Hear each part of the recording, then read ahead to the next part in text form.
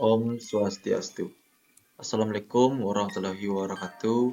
Salam nama budaya, salam sejahtera bagi kita semua. Perkenalkan, nama saya Idewo Gede Rayana dengan NIM 22055311141 dari program studi Teknik Mesin Fakultas Teknik Universitas Udayana. Di video kali ini saya akan membahas tentang bahan keramik. Adapun dosen pengampu saya Prof. Dr. Cokorda Gede Tirta Ninja STMT. Sumber literatur yang saya ambil berasal dari buku Science of Engineering Material, Volume 2 Material yang dikarang oleh Manas Canda. Agenda pembahasan di video kali ini ada 7 subbab. Yang pertama yaitu pendahuluan, yang kedua struktur sil kilat, yang ketiga tahap panas, yang keempat kaca, yang kelima pelapis kaca, yang keenam pelapis keramik, dan yang terakhir yang ketujuh ada semen beton. Pendahuluan di 5.1. Keramik dapat didefinisikan sebagai bahan organik non-logam yang dibuat dan atau digunakan pada suhu tinggi. Karakteristik utama keramik yaitu keras, kerapuhan, dan kekuatan titik lebuh yang tinggi. Struktur sil kilat. Sil kilat sejauh ini merupakan senyawa silikon yang penting dan di atasnya seluruh industri kaca, keramik, dan semen. 3 jenis utama: anition, discrete, anion yang diperluas, jaringan 3 dimensi. Representasi alternatif dari SiO4 min 4 tetrahedron A, B, C. Representasi skematik dari ion Si2O7 min 6 De Si3O9 4 ion F, G. Si4O18 12 ion H, I. Representasi pertama dalam setiap kasus menunjukkan komposisi dan representasi kedua menunjukkan susunan atau tetrahedra jika dilihat dari atas. Tahap panas. Refraktori dan adalah bahan konstruksi non-logam yang mampu menahan suhu tinggi tanpa deformasi yang berarti dalam kondisi layanan. Properti disebut refraktoriness dan umumnya diukur dengan titik pelunakan atau leleh bahan tersebut. Tahap panas vericlay adalah yang paling banyak digunakan, mencapai 3/4 dari refraktori. Beberapa kegunaan ada di bagian atas dan lapisan tanur, sembur, tungku baja, perapian terbuka, tungku pelebur aluminium, tungku tempa, tungku tembikar, dan perapian rumah tangga. Refraktor multi. Dalam refraktori dengan kandungan multi tinggi, ikatan keramik kaca dari refraktori refclay biasanya digantikan oleh ikatan kristal sehingga meningkatkan refraktori under load. Refraktor silikat. Keunggulan batu bata silikat adalah dapat digunakan di bawah beban pada suhu hingga 16 S0 derajat Celcius. Tidak menyusut, tidak seperti bata vericlay pada suhu tinggi. Tahapan terhadap kejutan termal dari 600 derajat Celcius hingga titik leleh dan sangat tahan terhadap serangan oksida besi dan terasap. Refraktor magnesit. Batu bata magnesit sangat berguna dalam konstruksi tungku perapian dasar terbuka dan juga untuk pelapis tungku di mana tembaga timah atau timah yang dimurnikan. Refraktor krom dan krom magnesit.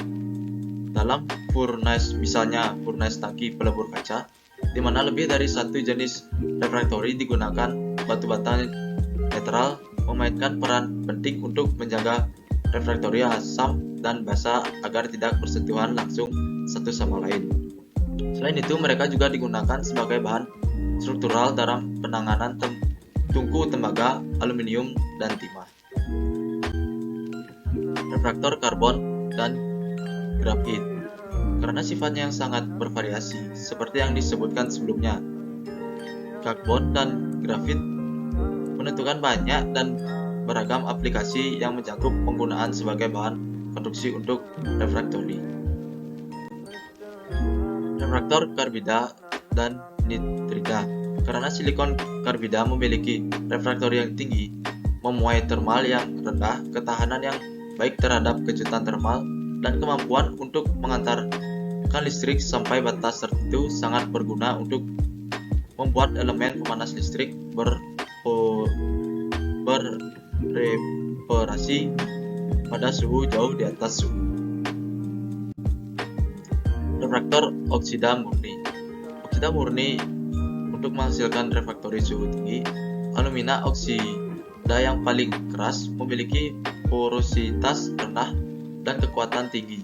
Disebut the engineering ceramic par excellence. Biasanya digunakan untuk tabung porimeter, insulator, busi, terus untuk melelehkan logam dan gelas, banyak aplikasi lain. Refraktor isolasi panas. Refraktori yang akan digunakan terutama sebagai isolator panas diproduksi sebagai benda berpori ringan yang memiliki sejumlah besar pori yang sangat kecil yang sebagian besar disegel. Refraktori isolasi bagaimanapun tidak menahan abrasi dan terak. Akibatnya, ketika properti diperlukan, mereka digunakan sebagai peretasan isolasi untuk batu bata yang lebih tahan terak dan abrasi.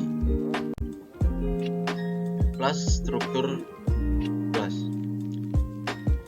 Representasi skema 2 dimensi dari A. Bentuk kristal silikat yang dipesan, yang B. Bentuk silikat kaca, yang C. Kaca natrium silikat, di mana pengenalan ion natrium menyebabkan pemecahan SiO, ikatan yang menghasilkan atom oksigen ikatan tunggal, memiliki muatan negatif. Pembentukan gelas dalam oksida. Mempertimbangkan oksida AX, OY, aturan ini dapat dinyatakan sebagai berikut. Atom oksigen harus dikoordinasikan dengan tidak lebih dari 2 atom A. Bilangan koordinasi A, IE, yaitu jumlah atom oksigen yang mengelilingi setiap atom A harus lebih kecil, 4 atau kurang. Poliedra dari kelompok atom oksigen di sekitar atom A hanya berbagai sudut dan tidak ada tepi atau permukaan. 3 atau lebih sudut dari setiap polyhedron oksigen harus dibagi. Sifat umum gelas. Karakteristik yang tidak biasa dari kaca, yaitu stabilitas keramiknya, transparasi yang melekat, kekerasan dan kerapuhan, dan konduktivitasnya yang buruk terhadap pukulan dan listrik adalah konsekuensi dari komposisinya. Beberapa ikatan kovalen yang kuat antar atom-atom yang kurang dari struktur kristal. Jenis gelas dapat dilihat pada tabel di bawah berikut adalah type of glass.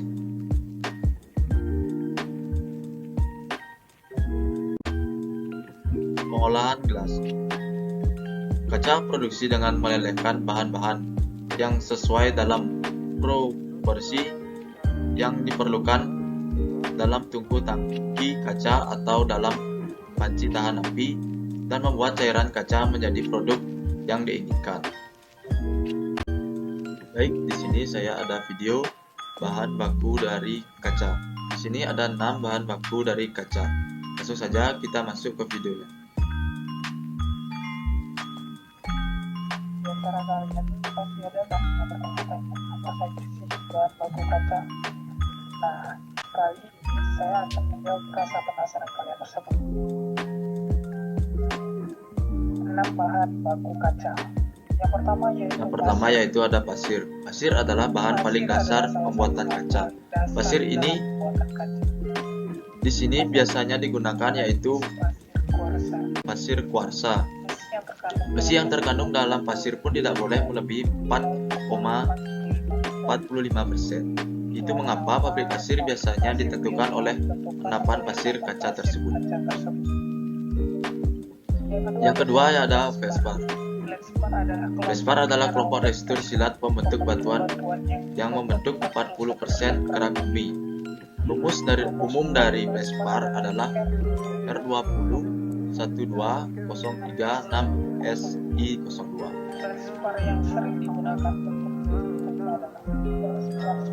Felspar yang sering digunakan dari industri kaca adalah A1203.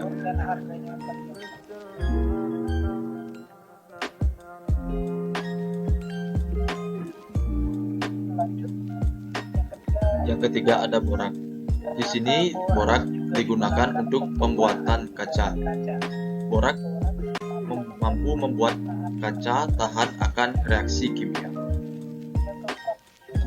Dan yang keempat ada garam.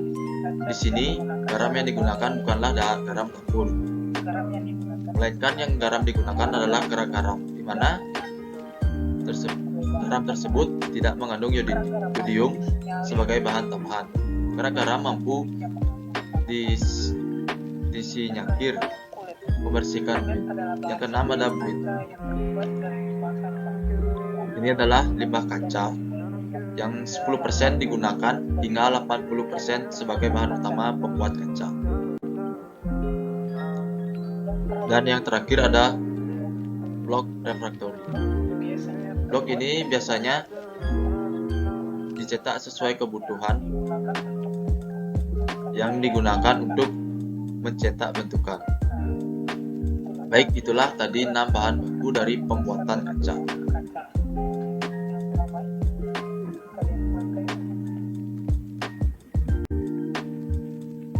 Baik, kita lanjut. Ada kurva viskositas suhu untuk gelas komersial. Dapat dilihat pada gambar di bawah. Gelas di industri dan engineering. 4. Pengguna kaca yang paling penting adalah industri pengemasan, bangunan teknik, dan kelistrikan. Properti yang membuat kaca menjadi bahan yang ideal untuk pengemasan adalah stabilitas keramik. Untuk sebagian besar tujuan, wadah kaca dapat dianggap sangat lembab. Lanjut ke materi 5.5 pelapis kaca. Pelapis vitreous banyak digunakan untuk melindungi bahan keramik dan permukaan logam. Komposisi pelapis bervariasi tergantung pada jenis aplikasi dan sifat yang diperlukan dari pelapis. Glasir keramik. Glasir keramik adalah campuran bahan, biasanya oksida, yang bila dipanaskan akan membentuk lapisan kaca yang keras secara permanen di atas benda keramik. Pelapis dilakukan untuk membuat bodi keramik berpori hingga menjadi kedap air.